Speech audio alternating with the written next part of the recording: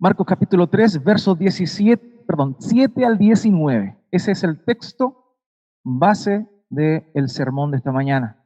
Marcos capítulo 3, versos 17 al 19. Y sé que recién se sentaron, pero quiero pedirle un favor. Pongámonos de pie para los que puedan, evidentemente, para leer la palabra de Dios. Cada vez que leemos la palabra de Dios es necesario tener esta postura, sobre todo cuando estamos juntos. Cuando viene una autoridad, cuando una autoridad entra a un lugar, nos ponemos de pie. Y eso pasa con la palabra de Dios. Así que vamos a leer desde el versículo 7 al versículo 19 de Marcos capítulo 3.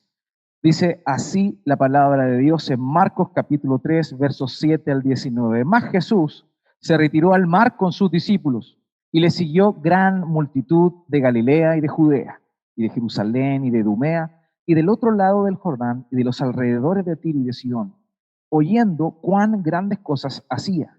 Grandes multitudes vinieron a él y dijo a sus discípulos que le tuviesen siempre lista la barca a causa del gentío, para que no le oprimiesen, porque había sanado a muchos. De manera que por tocarle, cuantos tenían plagas caían sobre él, y los espíritus inmundos, al verle, se postraban delante de él y daban voces diciendo: tú eres el Hijo de Dios. Mas él les reprendía mucho para que no le descubriesen. Después subió al monte y llamó así a los que él quiso, y vinieron a él, y estableció a 12 para que estuviesen con él y para enviarlos a predicar, y que tuviesen autoridad para sanar enfermedades y para echar fuera demonios. Simón, a quien puso por sobrenombre Pedro, a Jacobo, hijo de Zebedeo, y a Juan, hermano de Jacobo, a quienes apellidó Boanerges, esto es, hijos del trueno. Andrés, Felipe, Bartolomé, Mateo, Tomás, Jacobo, hijo de Alfeo, Tadeo, Simón el cananista y Judas Iscariote, el que le entregó, y vinieron a casa. Quiero invitarle, por favor, a que me acompañe. Podamos orar a Dios para que Él nos guíe esta mañana nuevamente para comprender su palabra. Padre bendito, Dios eterno y soberano, ese eres tú, el creador de todo, el creador y el dueño de todo. Y te agradecemos, Padre, por esta hermosa oportunidad, este privilegio de estar juntos nuevamente y reunidos en tu nombre, oír tu palabra, meditar en tu palabra, reflexionar en tu palabra. Gracias por este tiempo, gracias por quienes están acá, gracias por cuidarnos, por resguardarnos. Te agradecemos verdaderamente, mi Dios, por toda tu bondad para con cada uno de nosotros. Queremos pedirte esta mañana que tu palabra pueda ser una espada de doble filo que penetra hasta lo profundo de nuestro corazón. Te pedimos, Padre, que tu palabra sea como un martillo que rompe la piedra dura de nuestro corazón, que podamos ser confrontados con tu palabra, que podamos ser animados con tu palabra y motivados a vivir una vida en mayor santidad para la gloria de tu santo nombre. Padre, ese es el anhelo de nuestro corazón, y como siervos estamos esta mañana nuevamente aquí con este propósito. Te ruego yo, mi Dios, como pastor, como predicador, que guíe mis labios para poder proclamar tu verdad de una manera sencilla, de una manera clara, de una manera que tu nombre sea glorificado, que cualquier persona pueda comprender lo que tú estás diciendo acá. Guía mis labios, guía mi vida, y que la autoridad de tu palabra de Dios sea la que nos confronte esta mañana. Gracias te damos, Padre. Gracias te damos. En el nombre de Jesús oramos. Amén y amén. Muy bien, muy bien. Puede tomar asiento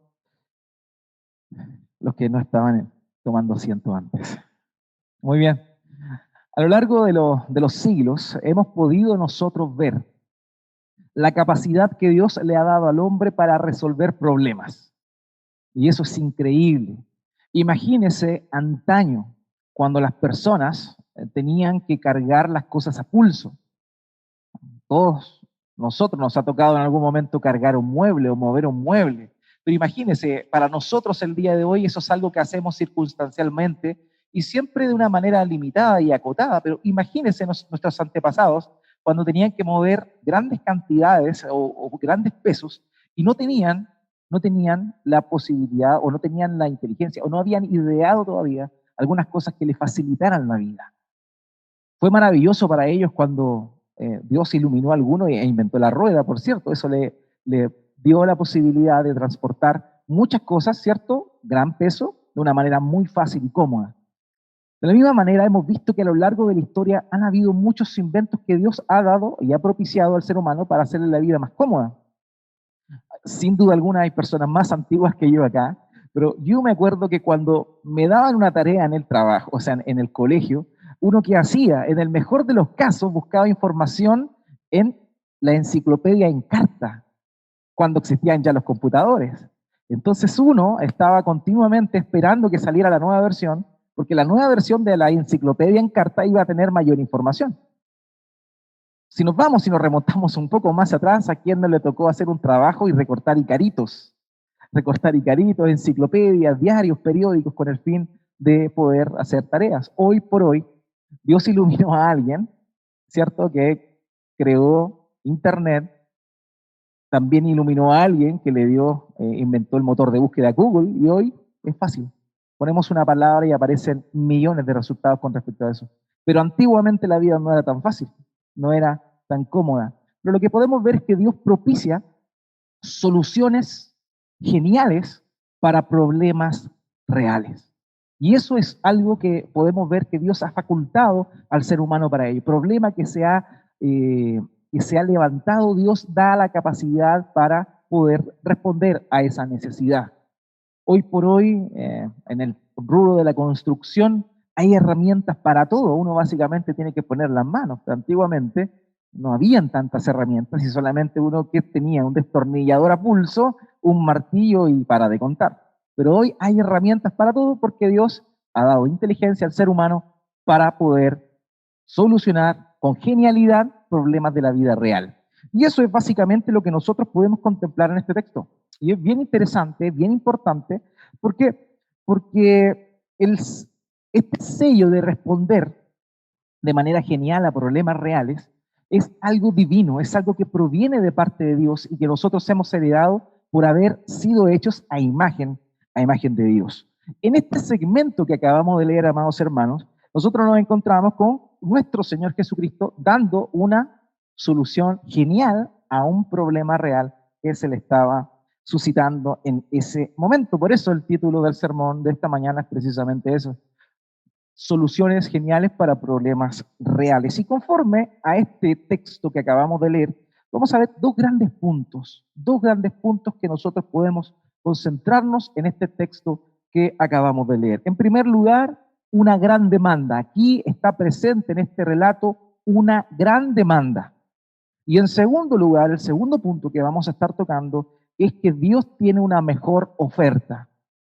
Me imagino que esos términos les son familiares: demanda y oferta. Esos son los términos en los cuales se mueve la economía, en los cuales se mueve el comercio. De manera que el Señor Jesucristo se encontró frente a una gran demanda, pero Él respondió con una mejor oferta. Y eso es básicamente lo que vamos a estar analizando conforme a estos pasajes esta mañana.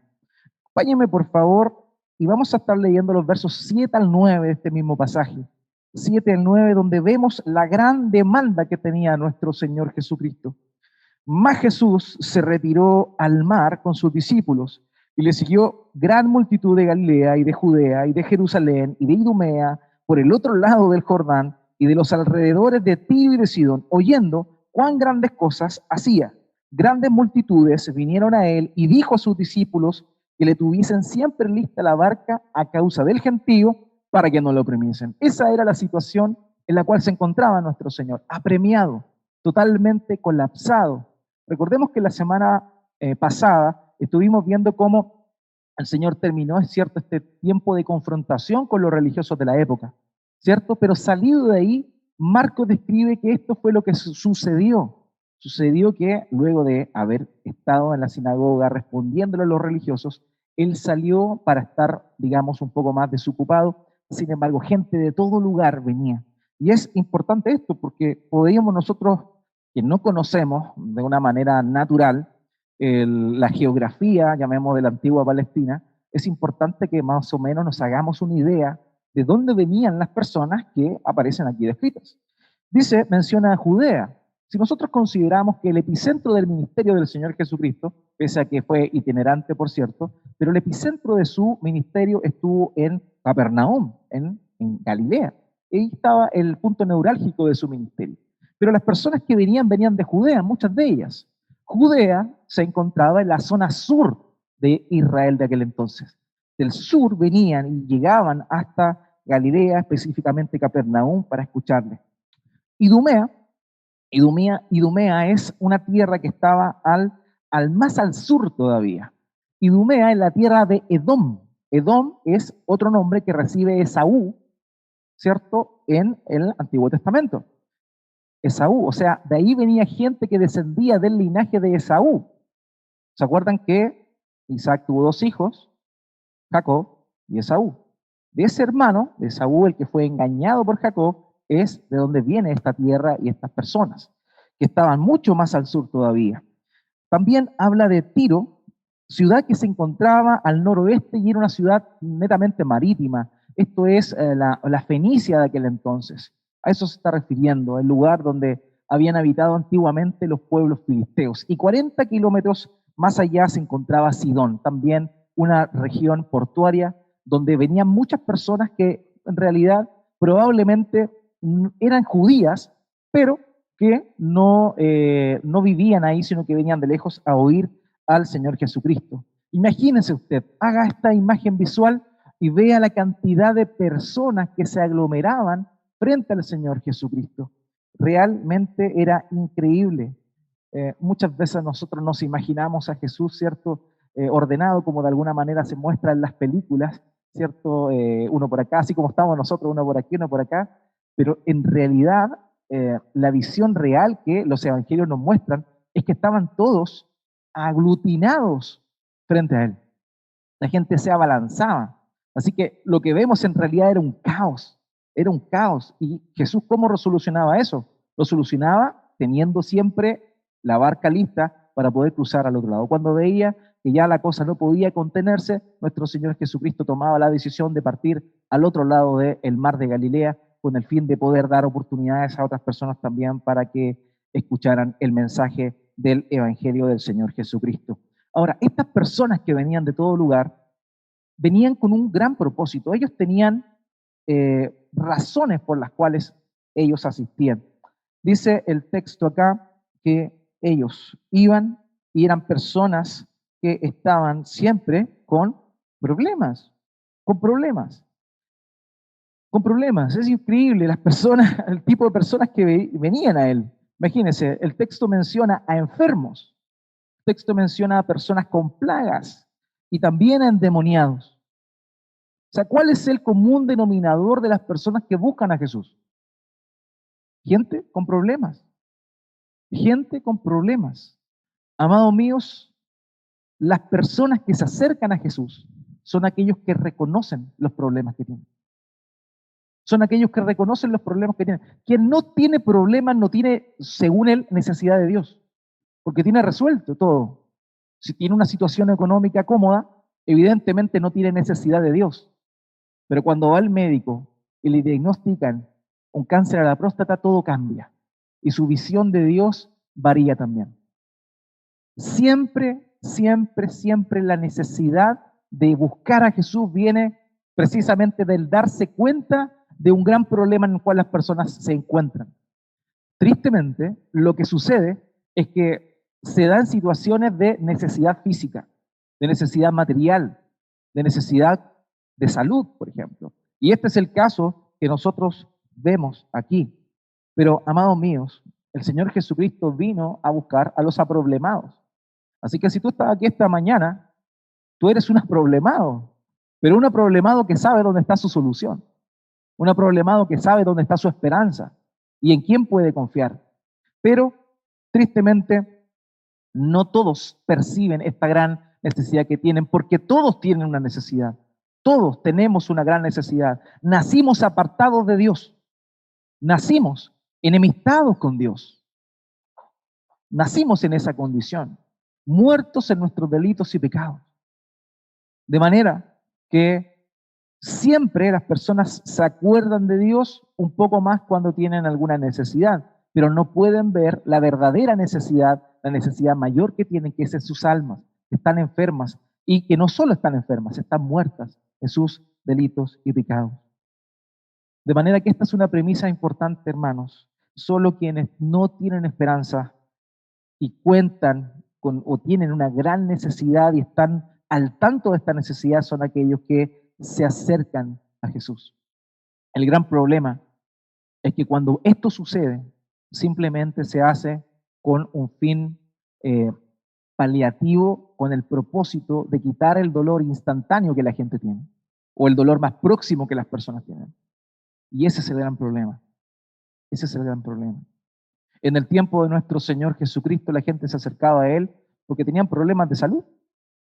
En ese tiempo no existían los hospitales que tenemos hoy, no existían las condiciones sanitarias, e incluso el oficio de médico era un oficio muy escaso, y que las personas acaudaladas simplemente podían tener, porque comúnmente los médicos eran esclavos.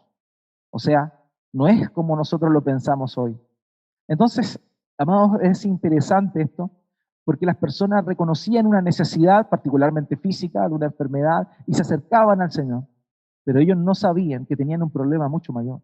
Y que Jesús no solamente estaba dispuesto a resolver sus problemas físicos, sino por sobre todo cambiar la condición de su corazón. Cambiar la condición en la cual ellos se encontraban de condenación, su condición de estar completamente apartados de Dios, para ser acercados al Padre. Y ese fue el ministerio del Señor Jesucristo. Y ese fue su ministerio. Amados, note lo que dice esto.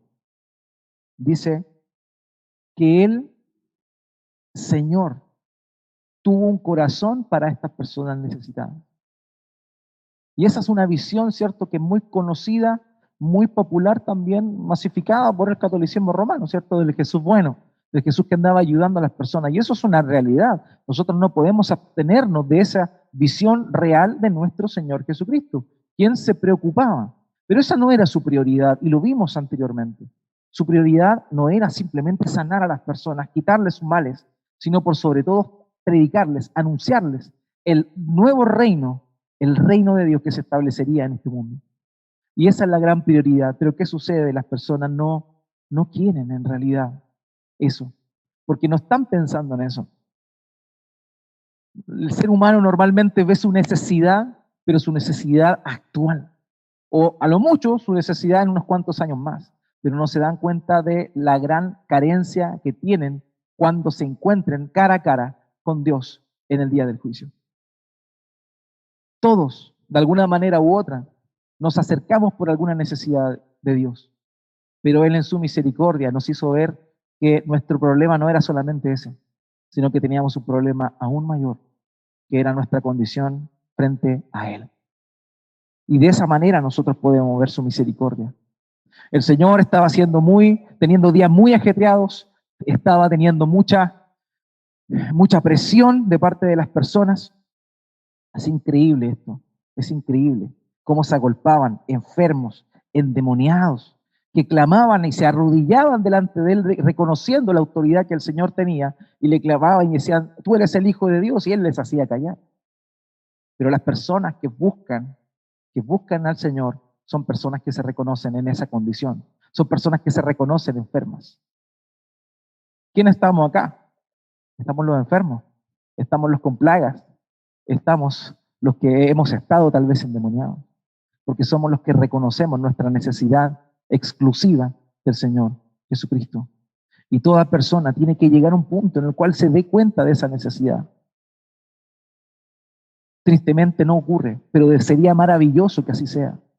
Y nuestra misión es rogarle a Dios que pueda dar y enviar obreros a su mies para que el corazón de las personas se despierte y se dé cuenta que su necesidad real es mucho más allá de su problema actual que tiene. Y eso es tremendo. Aquí hay una palabra interesante que aparece acá cuando se describe el tipo de personas que buscaban al Señor. Dice enfermos y personas con plagas. Personas con plagas. Cuando leemos eso, inmediatamente se nos viene a la memoria a personas leprosas, personas con algún problema.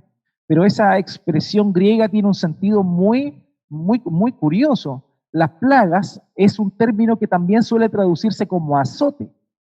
Es decir, un azote. Un azote era un castigo, ¿cierto? Cuando en la antigüedad se acusaba a alguien de que lo que hacía, que lo que se hacía, se le decía y se le mandaba a azotar. Entonces eso era lo que nosotros vemos acá. Vemos que hay gente que estaba y se consideraba como con un azote, que estaba siendo azotada, que estaba siendo castigada. ¿Por quién? ¿Por quién? En ese tiempo, la gente creía que muchas de las enfermedades que las personas padecían eran producto del castigo divino. ¿Se acuerdan en Juan cuando el Señor sana a un ciego? Y todos los fariseos que están ahí, los religiosos, se preguntan, ¿quién habrá pecado, este o su madre? ¿O su padre? ¿Por qué? Porque se consideraba las enfermedades como castigo, como un azote, una retribución de parte de Dios para con el pecador. O sea, esa es el tipo de personas que se acercan al Señor. Muchas personas no comprenden que en realidad la enfermedad y el dolor es producto simplemente del pecado. Solamente de eso, del pecado. No un pecado específico. ¿Por qué enfermamos? Porque somos pecadores. Así de sencillo. No porque haya un pecado en particular. Ciertamente hay pecados que producen y enferman el corazón. Lo vemos en el caso de David, el rey David, quien dice que mientras cayó, mientras estuvo callado y no confesó su pecado, estuvo enfermo. Su cuerpo fue sintiéndose cada vez peor. Pero en realidad, amados míos, nosotros debemos reconocer que toda enfermedad y todo mal proviene básicamente de nuestra condición de pecado. Ahora, ¿cómo el Señor Jesús respondió a eso? Y es tremendamente hermoso.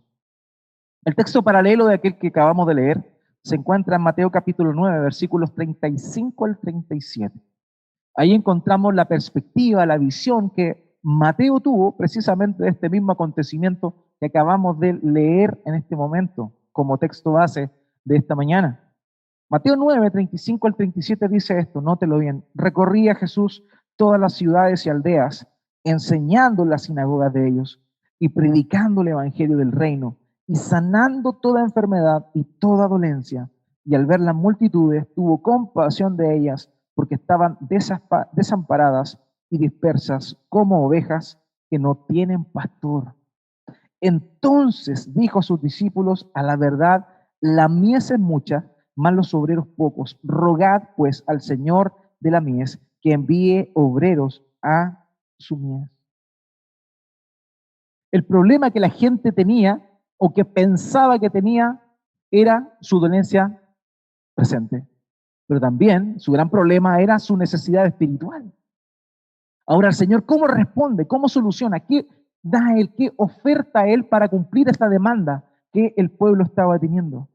Le dice a sus discípulos, ustedes rueguen al Señor de la mies que mande obreros a la mies. ¿Por qué? Porque la mies es mucha, más los obreros pocos. Amados, la misericordia de nuestro Señor se tradujo en ese momento teniendo en su corazón el anhelo de que más personas hicieran lo que Él estaba haciendo. La gente se agolpaba, Él no daba abasto. Él no daba abasto para eso. Entonces Él reflexionó en su corazón, oró al Padre y suplió esa necesidad con lo que vamos a ver con nuestro segundo punto, cómo Él responde a esa necesidad tremenda que el hombre tenía. Pero tristemente, y lo vuelvo a repetir, el ser humano no reconoce esa necesidad y cree que no tiene necesidad de Dios. Amados, muchos se consideran ateos. Muchos dicen que no necesitan a Dios. Pero arriba de un avión, con una gran turbulencia, no hay ateos. Esa es una gran verdad. Ahí se acaba el ateísmo, en las turbulencias de un avión. ¿Por qué? Porque se entiende que hay un estado de desesperanza que no puede ser solucionado por nadie. El ser humano necesita reconocer eso. para poder recibir la respuesta que Dios tiene a través del Señor Jesucristo. Pero ¿qué sucede? Cuando se da cuenta el hombre de su necesidad, acude a Cristo, Cristo puede responder su necesidad puntual, pero ¿qué sucede al poco tiempo? Al poco tiempo se olvida. Al poco tiempo ya solucionó su problema, ya no hay nada más que hacer, me olvido de Dios. Y ahí es tristemente esa visión terrible que el mundo tiene, en la cual ve a Dios como el genio de una lámpara dispuesto y atento a el momento en el cual se frota la lámpara para pedirle un deseo. Y que Dios estaría siempre, eventualmente, dispuesto a cumplir todos los requerimientos que el ser humano tiene. Y esa es una visión totalmente terrible de Dios y que produce una condenación mayor todavía. Muchas personas creen y acuden a Dios exclusivamente cuando se encuentran en necesidad. Oran, es increíble todo lo que oran cuando están en problemas, pero baja un poco la marea, calma la tempestad e inmediatamente se olvidan de Dios. Los que tal vez por mucho tiempo oraron por alguna necesidad, por alguna enfermedad de un ser querido, por algún problema cercano de alguien o propio, cuando llega la respuesta de Dios simplemente se olvida. Ese es el duro corazón del ser humano. Pero bendito sea Dios que es compasivo con nosotros, amados, y deja pasar eso. Porque muchos de los que estamos aquí hemos hecho eso. Muchos de los que estamos aquí hemos orado más intensamente, hemos buscado a Dios más intensamente cuando estamos en algún problema y cuando este calma, ahí quedó nuestra oración, ahí quedó nuestra constancia, ahí quedó nuestra búsqueda de Dios y debemos arrepentirnos por eso. Debemos arrepentirnos por pensar así, por creer así, por actuar así. Pero la bendita misericordia de Dios obra a favor de nosotros, aunque no lo merezcamos. Pese a nuestra dureza de corazón, pese a eso, Él responde con bondad, con misericordia, como lo hizo acá. La gente le estaba buscando solamente por su enfermedad, pero Jesús responde solucionando el problema de fondo, comisionando a otros para que también hagan la labor que Él tenía. Esa es la bondad de Dios. Él no responde como nosotros respondemos. Un axioma de la Escritura es: no pagues el mal con el mal, sino antes bien, paga el bien cuando te estén dando mal. Y eso es lo que hace nuestro bondadoso Dios. Pese a nuestra ingratitud, pese a nuestra falta de respeto, nuestra falta de temor, a la blasfemia y a la negación que hacemos de su persona muchas veces, ¿qué hace Él? Él actúa con amor y con bondad, y eso fue lo que sucedió acá. La bondad de Dios es tremenda, hermanos. La bondad de Dios es increíble e inmerecida para nosotros. No la merecemos por ninguna parte. Pero el Señor Jesucristo en esta ocasión obró con bondad, obró con amor, obró con misericordia, porque Dios es bueno. Dios es bondadoso. A.W. Tozer dijo lo siguiente con respecto a la bondad de Dios. Él dijo: Dios no es solo infinitamente bueno, también es perfectamente bueno. Dios nunca es parcialmente algo. Cuando digo que Dios es de buen corazón, me refiero que es perfectamente de buen corazón. No significa que pueda haber veces en las que Dios no se sienta bien y no sea bondadoso. Él siempre es bueno. Pese a nuestra ingratitud, pese a nuestra irreverencia, Él continúa siendo bueno. Él es bueno, hermanos. Un puritano, Stephen Charnock, dijo: la bondad es el resplandor y la belleza de nuestro majestuoso Creador. Ansiar a un Dios sin ella, sin su bondad, es anhelar a un Dios miserable, escaso, de corazón estrecho y salvaje, por lo tanto, un ser desagradable y horrible, porque no es un Dios que no es bueno. Nuestro Dios es bueno, es misericordioso, y el Señor Jesucristo lo graficó conmoviéndose en su corazón, viendo que estas personas estaban ahí como quien no tenían pastor, y les incentiva a sus discípulos a orar para que Dios envíe obreros a trabajar en los campos de la gran necesidad. Y es ahí donde vemos nuestro segundo punto. la mejor oferta que nuestro Señor Jesucristo hizo. Ante esta gran demanda, la mejor oferta es la que podemos contemplar, los versículos 13 al 19. Acompáñenme, por favor. Versículos 13 al 19. Después subió al monte y llamó así a los que él quiso.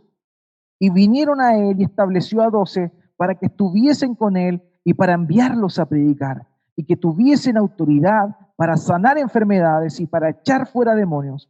A Simón, a quien puso por sobrenombre Pedro, a Jacobo, hijo de Zebedeo, y a Juan, hermano de Jacobo, a quienes apellidó Boanerges. Esto es hijos del trueno: Andrés, Felipe, Bartolomé, Mateo, Tomás, Jacobo, hijo de Alfeo, Tadeo, Simón el cananista y Judas Iscariote, el que le entregó, y vinieron a casa. Amados, ¿cuál fue la respuesta del Señor? Esa gran misericordia que Él tuvo, la graficó y la respondió, llamando a otros a cumplir con la misma misión. Por eso es que se conoce como la gran comisión, porque la comisión es de Dios, perdón, la misión es de Dios. La misión de salvar al pecador, de atraer a las personas que se encuentran desesperanzadas, es de Dios. Y Dios hizo partícipe en este momento a hombres para que compartieran ese mismo propósito que el Señor Jesucristo tenía. Eso fue lo que ocurrió acá. Eso fue lo que vemos acá. La respuesta misericordiosa del Señor es expandir su ministerio a otras personas, imperfectas, pecadoras, débiles, pero que también pudiesen cumplir con lo que Él estaba haciendo. Responder a esa gran necesidad. Hermanos, por eso es que la fe cristiana es muy distinta a la fe, a cualquier otra fe. ¿Por qué motivo? Porque la fe cristiana es una fe de cuerpo, es una fe de grupo. A diferencia de el misticismo que muchas veces te lleva a apartarte solo, la fe cristiana es una fe de cuerpo. Él llama a más personas para que busquen más personas. Por eso el cristianismo solitario es una mentira. No puedes ser cristiano y estar solo. ¿Por qué? Porque el apóstol Pablo lo dice, ustedes son un cuerpo. Son un cuerpo que consta de muchos miembros, pero son un cuerpo. La fe y la extensión del evangelio es en cuerpo. Y es ahí la importancia de ser parte de una iglesia para poder vivir ese reino, para poder experimentar las bendiciones que trae el estar en el reino de Dios. Y aquí vemos nosotros algo. El Señor Jesucristo no eligió a cualquiera para esta misión. El texto paralelo, en Lucas capítulo 6, versículo 12, dice que esta decisión que Él tomó de elegir a las personas no fue una decisión tomada a la ligera, sino que fue una decisión tomada en comunión íntima con su Padre. Lucas 6:12 dice, y en aquellos días Él fue al monte a orar y pasó la noche orando a Dios. ¿Se da cuenta? El Señor responde a esta gran necesidad con la elección de personas, el llamado a algunas personas. Pero estas personas que Él eligió no fueron tomadas a la ligera. Muchos de los nombres que aparecen aquí ya habían sido llamados por el Señor. Ya vimos cómo el Señor, había llamado a Jacobo, Juan, a Pedro, a Andrés, había llamado también en el mismo relato de Marcos a Leví, a Mateo. De manera que ya había un grupo de por lo menos seis personas que ya eran del grupo de seguidores de Jesucristo, que habían sido llamados exclusivamente por Él, pero que todavía no formaban parte de este cuerpo de 12 que recién aquí se estaba formando. Porque el Señor responde a la necesidad de las personas por medio de enviar y comisionar a otros hombres. Pero Él, esta decisión la hizo en comunión con el Padre. Lucas 16:12, en aquellos días Él fue al monte a orar y pasó la noche orando a Dios. Ahora, ¿quién estaba dentro del grupo de personas que Él escogió? ¿Quién estaba? Estaba aquel que le negó 3 veces, estaba aquel que le traicionó, estaba aquel que no creía que Jesús podía resucitar y que incluso le dijo, si yo no veo con mis propios ojos, no voy a creer. Y uno cuando piensa en eso, dice, pero Jesús no se habrá equivocado de persona. Él pasó toda la noche orando en comunión con el Padre y el Padre le dijo, estos son. Y cuando vemos estos nombres y vemos lo que hicieron, uno puede decir, bueno, quizá hubo un error, pero no, porque el Señor llama a esta gran comisión a personas imperfectas. El Señor llama a personas imperfectas. Y es así como te ha llamado a ti y como me ha llamado a mí a ser parte de esta maravillosa comisión, de esta maravillosa respuesta misericordiosa de Dios para con las personas que se encuentran perdidas. Hermanos, Él llamó a quien quiso. A quien quiso. ¿Pero cómo? ¿Jesucristo quiso llamar a Judas? Sí, Él quiso llamar a Judas. ¿Acaso Él no sabía que Él iba a traicionar? Sí, sabía que Él iba a traicionar. Y aún así Él lo llamó. Aún así Él lo llamó.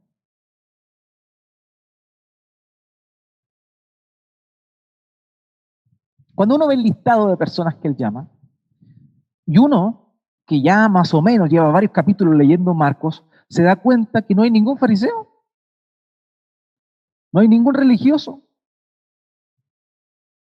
no hay nadie de eso. De alguna manera el Señor estaba rechazando por completo la religiosidad de la época. Y el Señor así es, Él rechaza la concepción religiosa. Él no llama, Él no comisiona realmente a las personas que tienen una concepción religiosa para la bendita misión, para el bendito llamamiento de la predicación del Evangelio. Tampoco eligió a ningún noble, no eligió a ninguna persona importante. Él eligió a puros pecadores, a hombres comunes y corrientes, a hombres que después de pasar 3 años con Él, unos le negaron, otros no creyeron y otros le traicionaron. Pero a esas personas imperfectas el Señor llamó para compartir la misión que Él tenía. Amado, puede que tú pienses que no tienen las capacidades, que tú eres muy falto y que efectivamente eso es así. Pero hay una gran realidad y esa realidad es que Dios llama a quien quiere. Y puede que tú no te sientas con las grandes capacidades para poder evangelizar a alguien, para poder proclamar el Evangelio, explicar la situación en la cual ésta se encuentra y su gran necesidad de Cristo. Puede que esto sea así. Pero si el Señor te llamó y te comisionó es porque Él quiere. Es porque Él quiere. Y Él se glorifica en tu debilidad. Juan capítulo 15, verso 16. No me elegisteis vosotros a mí. No me elegisteis vosotros a mí, sino que yo os elegí a vosotros. Y os he puesto para que vayáis y llevéis fruto, y vuestro fruto permanezca, para que todo lo que pidierais al Padre en mi nombre, Él os lo dé. Hermanos, es increíble meditar en que Dios te escogió a ti, me escogió a mí, siendo como somos.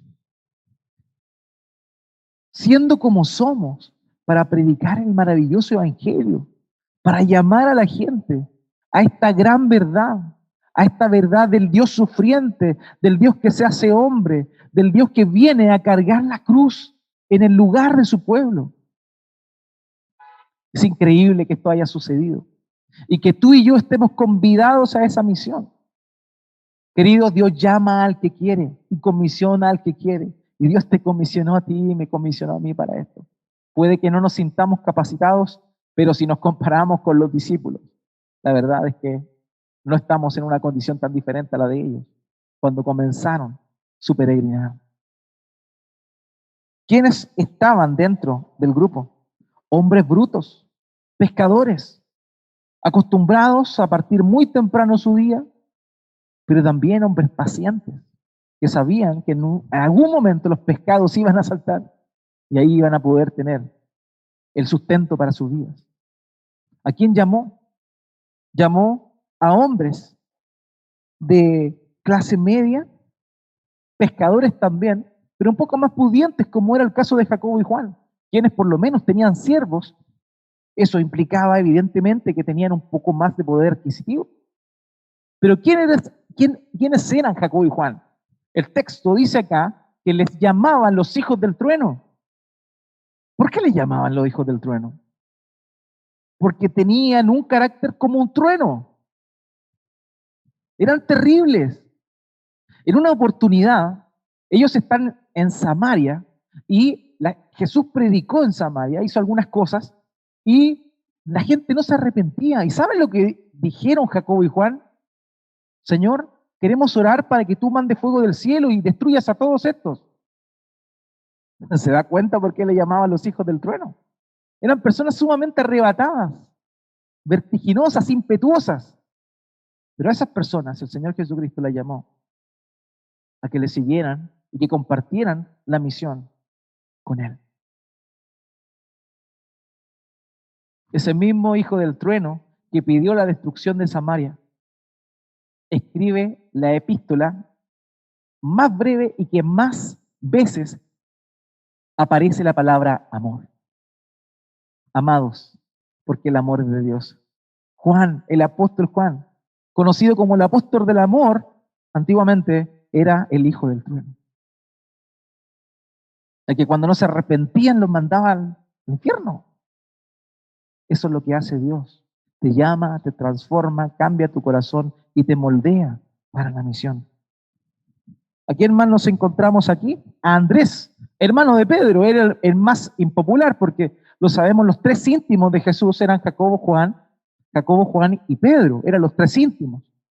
Pero en el caso de Jacobo y Juan eran una pareja de hermanos y Pedro también fue llamado junto con su hermano Andrés. Pero Andrés era alguien de bajo perfil, no aparece mucho. Pero ¿saben qué? Las veces que Andrés aparece descrito, sale invitando a alguien. ¿Saben ustedes quién invitó a Pedro a seguir a Jesús? Su hermano Andrés. ¿Saben ustedes quién fue el que llamó a un niño que tenía 5 panes y 2 peces para suplir la necesidad de los demás? Andrés.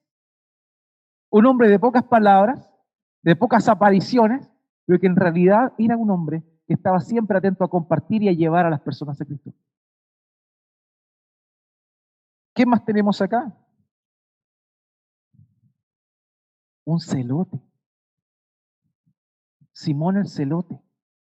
Celote es una palabra que significa literalmente celoso, pero el término celote era un término empleado en ese tiempo para referirse a una secta revolucionaria que lo único que quería era emanciparse del dominio de Roma.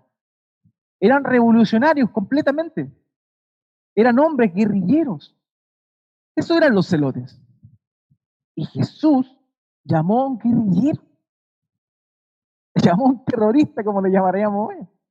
Es increíble esto, es increíble. Y Jesús le llama. Pero esto no es todo. ¿Cómo Jesús llama a una persona revolucionaria? Pero el Señor también llamó a alguien que era totalmente repudiado por la gente de su época, un recaudador de impuestos. Leví, Mateo, era un recaudador de impuestos. ¿Y sabe lo que más disfrutaban los celotes? Destruir a los recaudadores de impuestos. Mi señora siempre dice que el Señor en oportunidades es chistoso. Porque hace cosas increíbles que al fin del día uno dice, pero ¿cómo Dios hace esto? Y después esboza una sonrisa al ver la misericordia que Dios tiene con nosotros. Pero amados, esto es increíble. Dios, el Señor Jesucristo, llamó a un revolucionario junto con un recaudador de impuestos.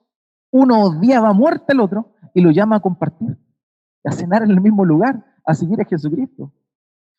Así somos nosotros, hermanos, todos distintos, de personas más brutas que otras, personas más sensibles que otras, personas que han fallado más que otras, pero todos hemos sido llamados con el mismo propósito de compartir la gran comisión.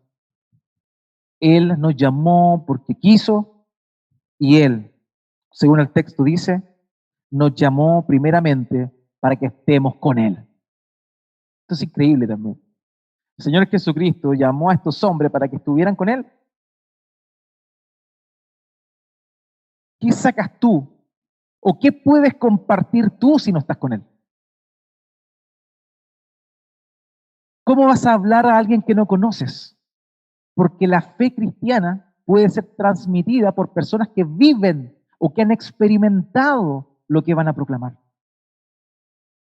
En Hechos capítulo 4, versículo 20, los apóstoles luego de haber sido apresados a causa de haber sanado a un inválido que se encontraba fuera del templo, se les ordena que no hablen de Jesucristo.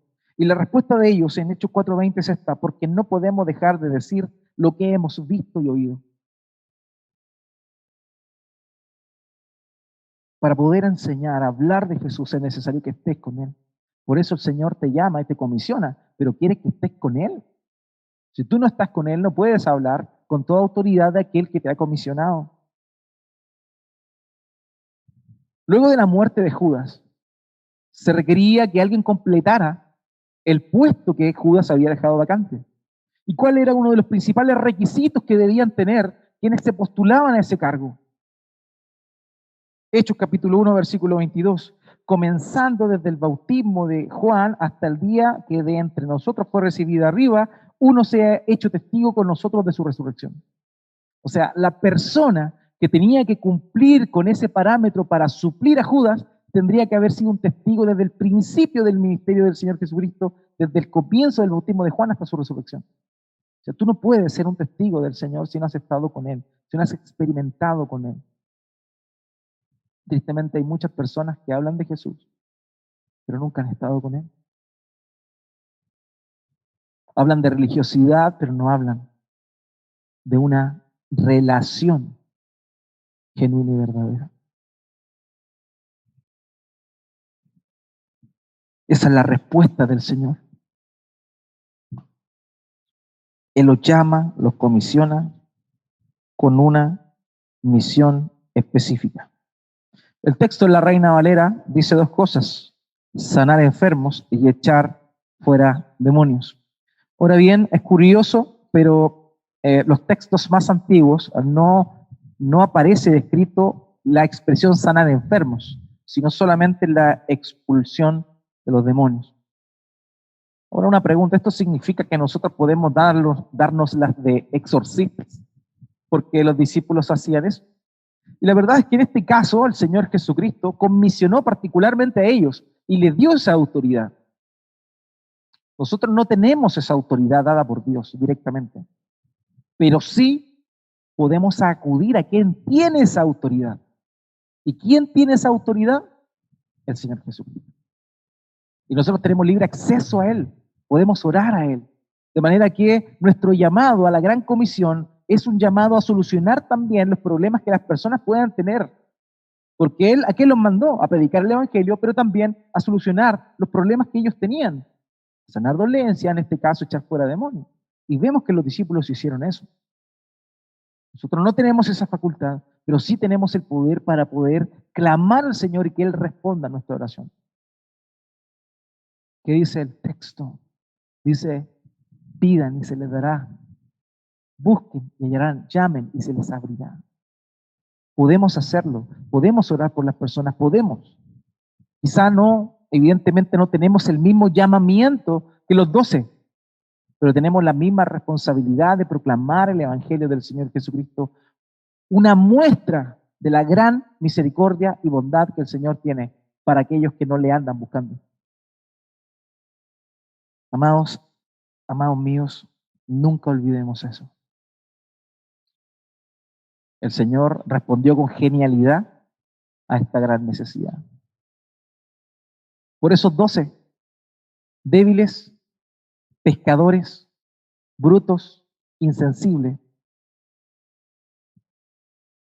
el Evangelio comenzó a ser predicado y extendido. Y el día de hoy estamos en esta plaza reunidos en el nombre de aquel que ellos predicaban. Si Dios pudo utilizar a esas personas, también te puede utilizar a ti, me puede utilizar a mí, para llamar a los pecadores al arrepentimiento, para mostrar la luz en medio de un mundo lleno de tinieblas. Hermanos, pongámonos en disposición. Que nuestra petición sea: Padre, envía obreros a la mies. pero que a la vez sea nuestra respuesta